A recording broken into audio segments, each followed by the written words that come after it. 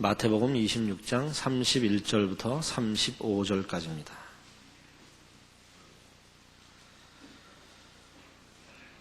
때에 예수께서 제자들에게 이르시되 오늘 밤에 너희가 다 나를 버리리라. 기록된 바 내가 목자를 치니 양의 떼가 흩어지리라 하였느니라. 그러나 내가 살아난 후에 너희보다 먼저 갈릴리로 가리라. 베드로가 대답하여 가로되 다 주를 버릴지라도 나는 언제든지 버리지 않겠나이다.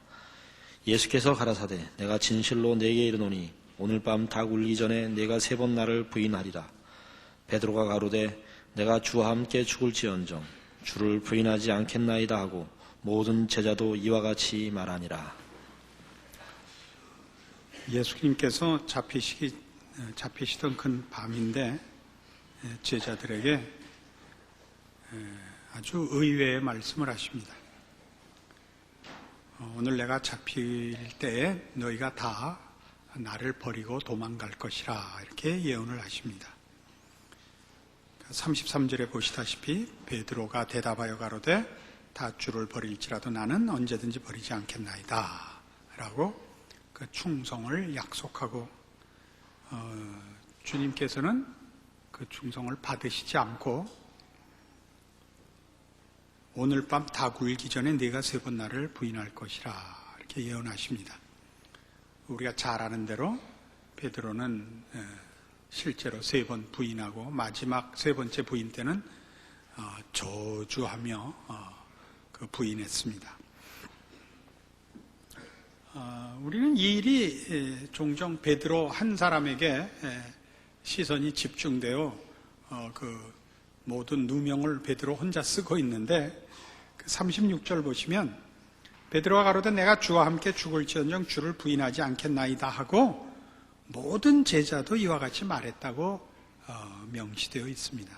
그러니까 모든 제자들이 다 주님과 함께 운명을 하고 혹 주님께 무슨 일이 일어나면 최선을 다해서 주를 지키며 어떤 불이익도 감수하리라 약속을 했습니다. 그러나 아무도 지키지 못했죠. 예수님의 죽음이 어떤 의미를 가지느냐, 또 왜 죽으셔야만 했느냐 하는 것이 오늘 우리가 살펴보려는 중요한 내용입니다. 그리고 그 문제를 우리에게 설명하기 위하여 사실은 이거 자랑할 만한 내용이 아닌 이런 내용을 성경은 담고 있는 것입니다. 여기 제자들의 충성에 대하여 주님께서 저들의 충성을 안 받은 게 아니라 너희는 그렇게 못한다라고 얘기한 것입니다. 이렇게 말씀하신 인간의 실력을 꿰뚫어 보신 주님이 같은 이 마태복음 마지막 장인 28장 18절 이하에서 이 제자들에게 이런 명령을 내린다는 건 얼마나 대조적인가 하는 것입니다. 28장 18절 예수께서 나와 일러 가라사대 하늘과 땅의 모든 권세를 내게 주셨으니 그러므로 너희는 가서 모든 족속으로 제자를 삼아 아버지와 아들과 성령의 이름으로 세례를 주고 내가 너희에게 분부한 모든 것을 가르쳐 지키게 하라 하십니다.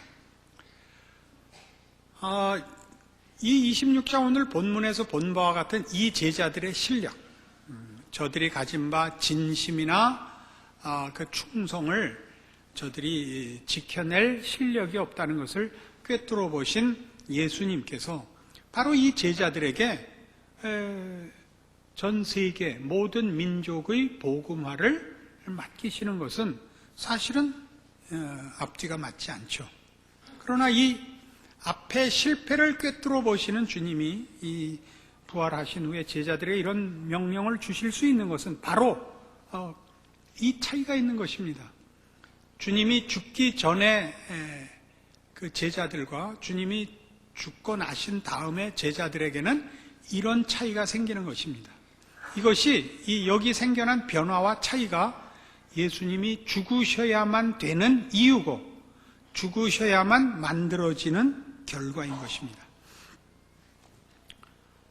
예수님께서 왜 죽어야만 이런 일이 생기는가?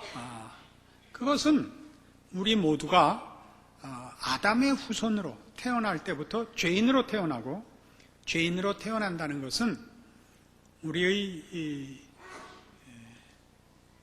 인간된 속성 속에 혹은 실력에 신령한 것과 거룩한 것에 대하여 아무런 것이 없기 때문입니다. 우리가 보통 성경을 근거하여 말하는 대로 인간은 전적으로 타락하였습니다. 이 전적으로 타락하였다는 것은 인간에게는 선과 의와 진리와 생명에 대한 감각이 없고 소원이 없으며 또 선과 진리와 생명에 대하여 실력이 없습니다. 그래서 인간이 전적으로 타락했다 하는 것을 조금 더 구체적으로 설명할 때는 인간은 홀딱 부패하였으며 완전히 부패하였으며 완전히 무능하다, 이런 두 가지 표현을 씁니다. 우리는 모두가 죄인으로 태어나는데, 죄인으로 태어난다는 것은 우리가 죄 아래 노예라는 뜻입니다. 우리는 죄와 사망의 종입니다. 우리는 죄를 선택하는 것이 아니라 선택의 여지 없이 죄와 사망의 종이기 때문에 그 주인이 시키는 것을 할 수밖에 없습니다. 여기서부터 우리를 바꿔놓으셔야 되는 겁니다. 예수님께서 오신 이유가 그겁니다. 그래서 히브리서 2장에 가시면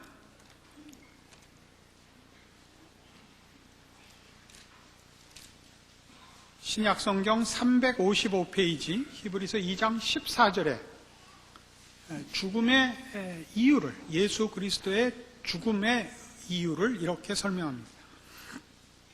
히브리서 2장 14절입니다.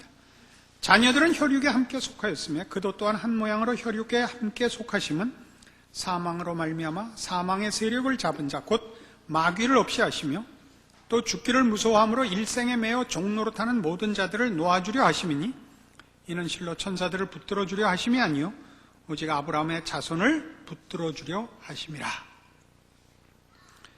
그 표현이 재미있죠?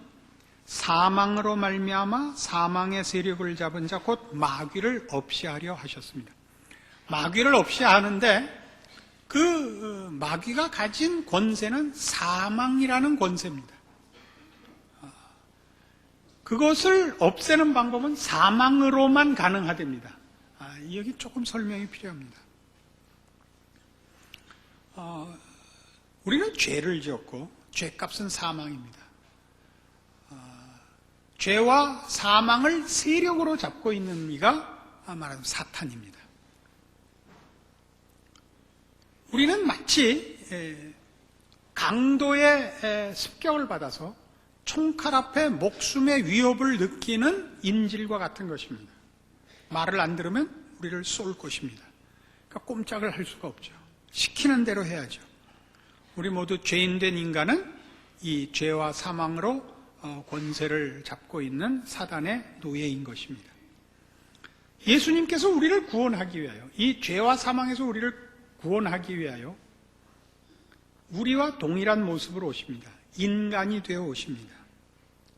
예수님의 성육신은 마지막 아담이라 그러기도 하고 둘째 아담이라 그러기도 합니다. 여기서 아담이라는 건 인류의 대표를 의미하는 명칭입니다. 우리 인류의 선조 아담이 타락하여 범죄한 거로 그 후손인 우리는 모두가 죄인이라는 신분으로 태어나듯이 예수님께서 오셔서 이 아담의 이 가계를 종식시키시는 겁니다. 죽으셔서. 그리고 부활하셔서 새로운 인류를 여시는 것입니다. 이것이 예수 그리스도의 죽음의 또한 그 내용입니다. 그런데 이 죽으심은 지금 설명한 바와 같이 이런 대표 원리, 로마서 5장을 집에 가서 보십시오. 이런 대표 원리상의 이 아담의 족보를 끊으시고 예수 그리스도의 족보를 여시는 새로운 인류의 시작이 되시는 일을 하시는 일인데, 그 일 속에는 구체적으로 여러 가지 국면이 있습니다. 내용이 있고, 그 중에 하나가 뭐냐 하면 사망으로 우리를 다스리는 이 사단의 권세를 깨는 사역이 있습니다. 어떻게 깨는가? 그도 죽음 아래 당신을 놓으셔서, 말하자면 서두에 설명한 바와 같은 강도가 그 총칼로 우리를 위협하고 있어 목숨의 위협을 받고 있는 인질범의 형편에 주님께서 들어오셔서 강도의 총칼을 맞으시는 겁니다. 예수님은 아주 신비로운 존재로 오시죠. 완전한 신이시며 완전한 인간으로 오십니다. 그를 죽일 수가 없습니다. 그러니까 사망으로 사망의 세력을 잡은 자를 어떻게 처치하느냐? 그가 가졌던 힘은, 그 강도의 힘은 총칼이요. 지금 사단의 힘은 사망입니다. 그 사망이 맥을 못 쓰는 겁니다. 예수님께. 강도가 총으로 위협했는데 총을 쏴도 통하지 않으면 쪽을 못 쓰는 거죠. 그렇게 예수님께서 사망으로 사망을 무기로 삼은 사탄을 물리치는 겁니다. 사탄이 그가 가진 무기로서의 힘을 쓰지 못하게 되어 그는 우리 표현으로 없어지는 것입니다. 마귀를 없이 하셨다 그랬는데 사실 이 표현은 영어 성경도 잘못 표현된 데는 destroy로 되어 있는데 멸망했다, 없어졌다는 것이 아니고 put out of action이라는 뜻입니다. 그러니까 속수무책이 됐다, 그런 뜻입니다. 사단은 더 이상 우리에게 큰 소리를 칠 수 없는 위치가 된 겁니다. 예수 그리스도에 대해서 사단은 사망으로 그를 어떻게 위협하거나 영향을 줄 수가 없고, 예수 그리스도와 함께 세례받은 우리는 예수 그리스도를 머리로 하는 그의 후손으로 태어납니다. 우리는 모두 사탄이 가졌던 사망으로는 우리에게 영향을 미칠 수 없는 존재의 새로운 인간으로 태어나는 겁니다. 새 인종이 되는 것입니다. 눈동자들이 살살 풀려가시는데 조금 더 신경을 쓰셔야 되는데 이거 굉장히 중요한 내용입니다. 왜 이런 일이 필요하냐? 마태복음 12장. 굉장히 이런 부분에서 논리적이에요. 신앙이라는 걸 이렇게 맹종하고 맹신하는 것이 아닙니다. 마태복음 12장 28절. 이 장면은 예수님께서 귀신을 쫓아내자 반대파들이 예수님을 모함하기 위해서 귀신의 왕 바알세부를 힘입어 귀신들을 쫓아낸다 그런 거예요. 그러니까 예수님이 같은 편끼리 왜 싸우겠냐? 내가 귀신을 쫓아내면 하나님 나라가 이미 임한 거다 이거예요. 그러나 내가 하나님의 성령을 힘입어 귀신을 쫓아내는 것이면 하나님의 나라가 이미 너희에게 임하였느니라. 귀신이 쫓아낸다면 사망과 죄를 세력으로 한 사단이 다스리던 이 세상에 그의 권세가 쫓겨나면 반대쪽 세력이 들어온 것 아니냐 이거예요. 하나님 나라가 이미 임하였느니라. 사람이 먼저 강한 자를 결박하지 않고 어떻게 그 강한 자의 집에 들어가 그 세간을 늑탈하겠느냐. 결박한 후에 그 집을 늑탈하리라. 자, 강도가 남의 재산을 뺏으려면 어떻게 되죠? 그 주인을 묶어야 재산을 뺏어갈 거 아니냐. 내가 왜 귀신을 쫓아내느냐? 사망으로 권세 잡은 주인을 묶어야 그가 붙잡고 있는 영혼들을 빼내올 수 있을 것 아니냐 라고 설명을 하셨다고요. 이게 말하자면 예수님의 죽음이 이루신 일 중에 하나인 것입니다. 주께서 사망으로 권세 잡은 자를 꺾으시는 겁니다.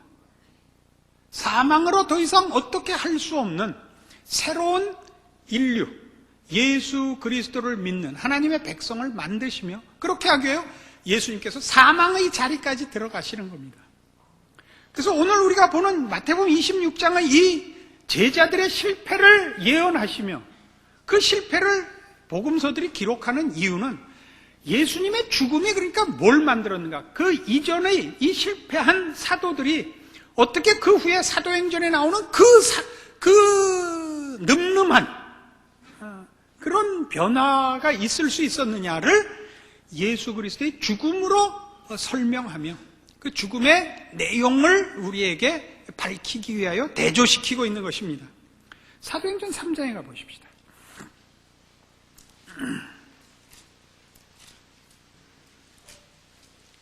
사도행전 3장 1절 제9시 기도 시간에 베드로와 요한이 성전에 올라갈새 나면서 안전뱅이 된 자를 사람들이 메고 오니 이는 성전에 들어가는 자 사람들에게 구걸하기 위하여 날마다 미문이라는 성전문에 두는 자라. 그가 베드로와 요한이 성전에 들어가려 함을 보고 구걸하거늘 베드로가 요한으로 더불어 주목하여 가로되 우리를 보라 하니 그가 저에게 무엇을 얻을까요? 바라보거늘 베드로가 가로되 은과 금은 내게 없거니와 내게 있는 것으로 내게 주노니 곧 나사렛 예수 그리스도 이름으로 걸으라. 우리는 사도행전을 읽을 때 종종 이런 말하자면 시각을 주변에서부터 듣습니다. 사도행전은 성령행전이라 그래야 돼, 이런 얘기를 듣습니다. 맞습니다. 성령 강림으로 말미암은 오순절 성령 강림으로 말미암은 교회의 시작과 그 성도들의 믿음의 담력과 사도들의 분발들을 우리가 보기 때문입니다. 그러나 사도행전에 기록된 이런 내용들을 그런 성령님의 간섭으로 인한 또 충만으로 인한 어떤 폭발성으로 보는 것은 사실 성경이 의도하는 것이 아닙니다. 성경이 의도하는 것은 성령의 강림이, 성령님의 강림과 개입하심이 예수 그리스도의 죽으심의 결과라고 가르치고 있습니다. 우선. 그리고 사도행전에 나타나는 사도들의 변화는 그런 우리가 잘못된 성령님의 그 도움, 말하자면 내용으로가 아니라 분발과 감정적인 격발로서 성령님을 개입시키는 것은 그건 어떤 의미에서 성령님에 대한 모독입니다. 요한복음에 등장하는 성령에 대한 예수님의 가르침은 다 그가 너희를 진리 가운데로 인도하리랍니다. 성령님이 오시는 건 뭐 다이너마이트를 갖고 오시는 것이 아닙니다. 성령님은 조명하러 오십니다. 가르치러 오시고 깨우치러 오십니다. 그래서 여기 이 장면에도 말하자면 이 베드로와 요한이 담대하게 한 것을 우리가 깊이 인상을 가져야 되지만 그가 비교한 것을 더 크게 이해해야 됩니다. 은과 금은 내게 없거니와 내게 있는 것으로 내게 주느니 곧 나사렛 예수 그리스도입니다. 우리는 잘못 대비를 하면 은과 금으로는, 돈으로는 너를 일으킬 수 없지만 예수의 이름으로 너를 일으킬 수 있다, 이렇게 값싸게 갖다 붙이는 수가 많은데, 여기서 비교하는 건 그 안진뱅이를 고친 것, 그 힘, 그 초월적 기적을 강조하는 것이 아니라 사도들이 드디어, 여기 베드로와 요한이 드디어 그들이 가진 것이 무엇인가를 이해했다는 데 초점이 있습니다. 그것은 은과 금이 아닙니다. 그 말은 세상의 것이 아닌 걸 가진 겁니다. 예수 그리스도를 가졌는데 그 예수 그리스도는 세상의 것으로도 하지 못하는 것을 하는, 안전뱅이를 일으키고 소경을 낫게 하는 것이 아니라 전혀 다른 차원의 것이라는 개념에서 은과 금과 대조되고 있는 것입니다. 예수를 믿는다는 것이 얼마나 우리에게 오해되고 있냐면, 지금 내가 가진 돈으로나 지금 내가 가진 학식으로나 지금 가진 사회적 신분으로 할 수 없는 것을 예수를 믿으면 된다고 신앙을 도입하지 말란 말이에요. 이런 말을 할 때마다 성질이 나서 못 살겠어요. 응? 이렇게 값싸게 팔아먹지 말란 말이에요, 신앙을. 고린도전서 1장에 가보세요.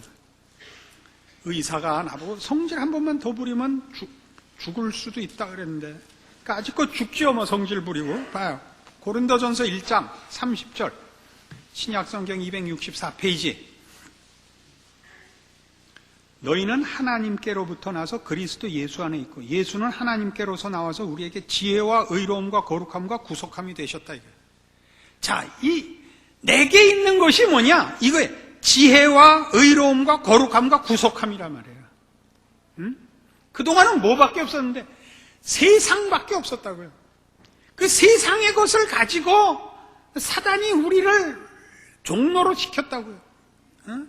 너 내 말 안 들으면 너 죽어 임마, 이거였다고요. 그래서 죽을까봐 결국은 죽으면서, 그렇다고 말 잘 들으면 살려주는 것도 아닌데 결국은 죽을 거를 더럽게 살다 죽게 만들어 왔는데 예수를 믿어. 아니, 예수께서 죽으사, 우리를 위하여 죽으사, 우리를 그의 나라로, 그의 백성으로 부르자, 우린 뭐가 이제 달라졌냐? 예수 그리스도 안에서 우리는 비로소 여기 있는 지혜와 의로움과 거룩함과 구속함을 얻은 거예요. 영원을, 영생을, 거룩을, 진리를, 영광을 얻는 거예요. 무슨 비교가 안 되는 거죠. 예수 그리스도의 죽으심이 만든 거예요. 그리스도께서 죽으사, 서두에 표현한 대로, 비교한 대로 아담의 족보를 끊고 이제 부활하사 새로운 족보를 만드신 거예요. 그를 대표하는 그의 백성을 만드는 거예요. 옛날 아담의 후손이요 죄인으로 태어나는 자들은 생각하는 것과 모든 행동하는 것이 악한 것과 더러운 것과 세상에 속한 것밖에 없어요. 거룩에 대하여, 생명에 대하여 아무런 감각도 소원도 능력도 없어요. 그러나 이제 우리는 그리스도 예수 안에서 새롭게 태어나 우리는 이 의와 진리의 거룩함으로 지으심을 받은 새 사람이에요. 보실래요? 여러분의 신앙 형편을 보세요. 우린 종종 이런 오해를 하죠. 이렇게 살아서는 안 되겠다. 더 신앙생활을 열심히 해야겠다라는 생각을 늘 해요. 왜냐하면 평소에 신앙생활을 안 하니까. 그죠? 그래서 앙심 먹고 어떻게 해요? 앙심을 먹어서 드디어 어느 날 일주일 휴가를 내서 그럼 뭐예요? 산기도 가서 먹지도 않고 자지도 않고 하늘로부터 불덩이를 달라 그런단 말이에요. 그냥 확 이렇게. 근데 신앙이란 건 그런 것이 아니라 우리 안에 이제 저 깊은 내면에서부터 우리의 속성이요 본성이 된 것들이에요. 그러면 의와 진리의 거룩함으로의 소원이요 감각이요 그것을 요구하는 하나님의 시각에 대한 인식이에요. 그래서 우리 모두가 무슨 생각이 있냐면 여러분 모두가 신앙적으로 살지 않으면 불안한 거예요. 세상 형편으로 아무치 않아도 말하자면 온 집안 식구가 건강하고 하는 일마다 잘 되고 돈도 넉넉하고 그러면 불안하지 않아요? 에? 안 불안하면 큰일이에요. 불안해. 이것만이 아니다를 안단 말이에요.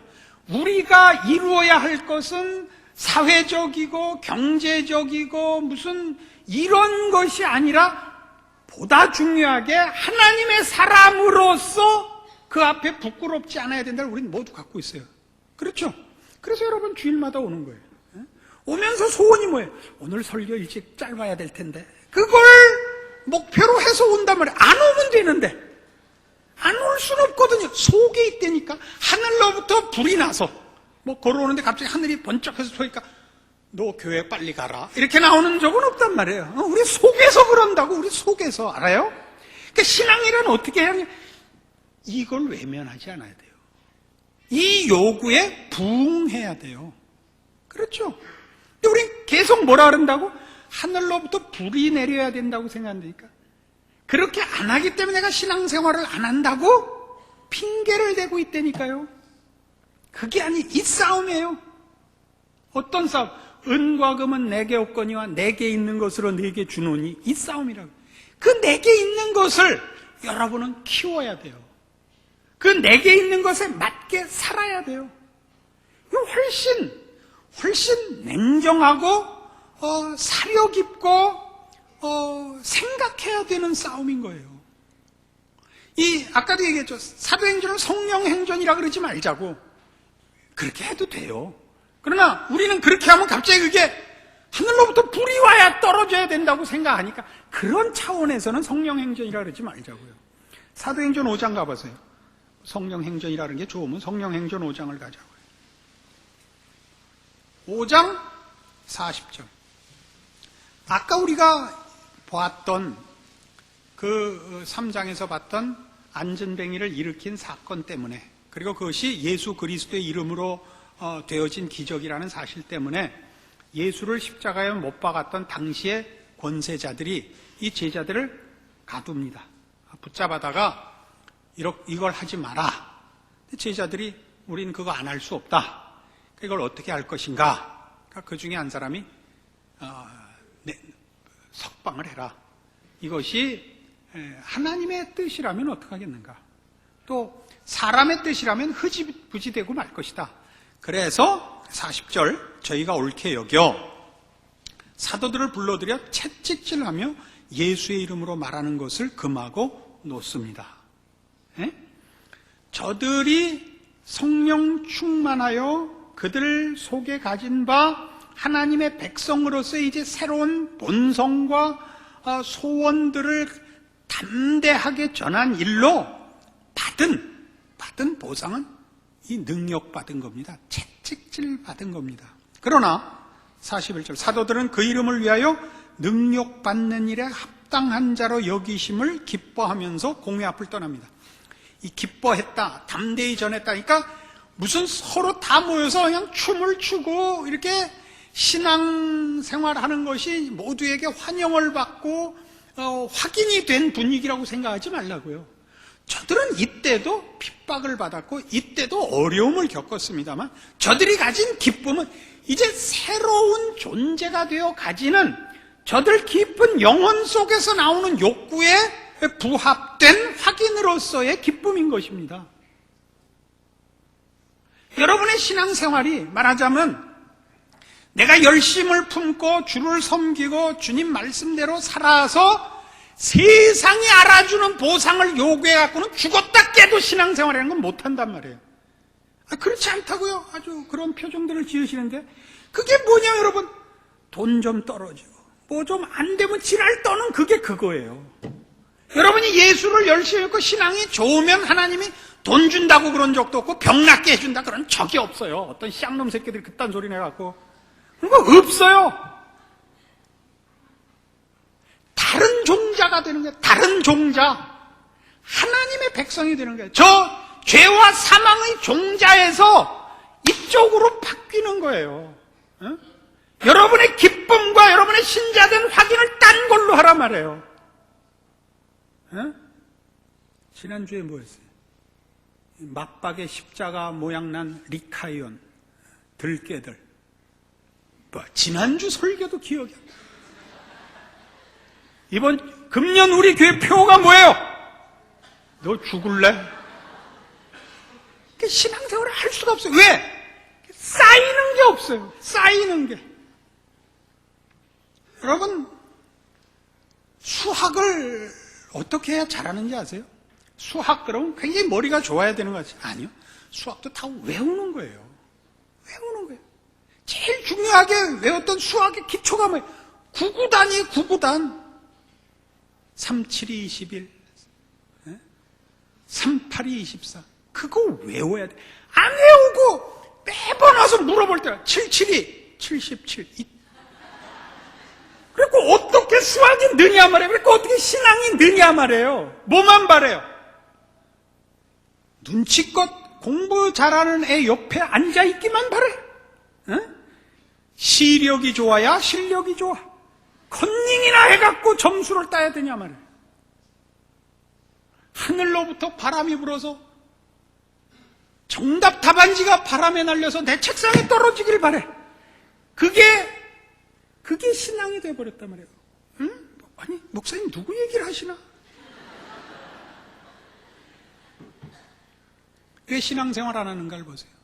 우린 끊임없이 이 세상이 더 좋고 우리의 신앙으로 만들어진 새로운 본성들을 애써 외면하는 거예요. 그리고 그렇게 살지 못하는 이유는 하나님이 불을 안 던져줘서 그렇다는 거예요. 응? 이런 거짓말을 그만하세요. 여러분은 여러분 마음속에 있는 외면할 수 없는 하나님의 음성과 새로운 생명과 진리의 욕구를 먼저 만족시키셔야 돼요. 그걸 안 하면 늘 불안해요. 늘 불안해요. 성도들 중에 지금 예수님이 천군천사의 나팔소리와 함께 임하시면 내가 천국을 갈 것인가 못 갈 것인가 이렇게 물으면 난 갈 거야 이렇게 얘기할 수 있는 사람은 몇 없어요. 몇 없어요. 왜 그러죠? 모두가 자신의 신앙생활이 수준 미달이라고 알고 있어요. 근데 가장 그런데 고치는 노력을 안 해요. 그 서로가 눈치를 보는 거야. 응? 서로. 너 하지 마. 네가 하면 나도 해야 되니까. 어? 우리가 숫자가 많으면 하나님도 어떻게 하지 못하실 거야. 다시 이 표가 등장하는 거예요. 너 죽을래? 예수님의 죽음의 의미를 아세요? 뭘 만들어 놨는가? 여러분 본성 속에 뭐가 들어있는가를 보세요. 외면할 수 없는 하나님의 자녀된 거룩의 속성들, 그걸 채우세요. 거기에 반응하시고 책임을 지세요. 여러분의 신자된 인생이 행복할 것입니다. 기도하십시다. 하나님 아버지 은혜를 감사합니다. 우리가 하나님의 자녀 되었고 우리 안에 그리스도 예수 안에서 하나님의 모든 신령한 것들이 허락되어 있음을 믿습니다. 이제 우리는 하나님을 외면하고 살 수 없으며 피하여 숨을 수 없으며 또 하나님 앞에 인정받지 않고는 우리 마음에 평화가 없음을 인정합니다. 주여 원하옵기는 지혜롭게 하사 우리의 마땅한 책임을 감당하는 자 되며 불안한 마음과 부패한 마음에 이끌려 이 신앙을 외면하고 숨어 다니는 재주를 부리는 자리에 서지 않게 하여 주시옵소서. 예수님